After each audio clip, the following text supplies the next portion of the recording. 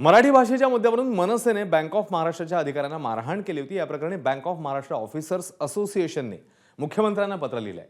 तसंच मनसेचे प्रकार थांबले नाहीत तर आम्ही देखील मैदानात उतरू असा इशारा अखिल भारतीय बँक कर्मचारी संघटनेने दिला। दुसरीकडे आदित्य ठाकरेंनी मनसेच्या मुद्द्याला अंशतः पाठिंबा दिला। कायदा हातात घेणं योग्य नाही, पण मराठीवर अन्याय करत असेल तर त्यावर प्रतिक्रिया येणारच असं आदित्य म्हणाले। या आंदोलनाला कर्नाटक रक्षण वेदिकेचा पाठिंबा मिळालाय।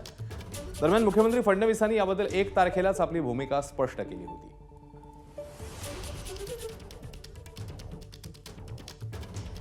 त्यांच्यासाठी आमची हात जोडून विनंती आहे की बँक मैदान करू नका, आणि जर तुम्ही तुमच्या मर्यादा क्रॉस केल्यात तर आम्ही सरकारला तर विनंती करतोय की त्यांना आवर घालावा। मारहाण ही समोरून काय रिएक्शन वगैरे ह्याच्यावर आहे, मी त्याचं कोणाचं समर्थन करत नाही, मारहाणीचं बिलकुल करत नाही।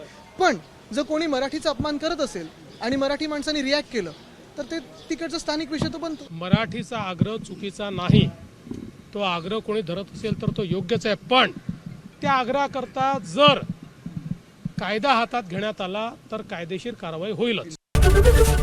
एबीपी माझा, उघडा डोळे बघा नीट।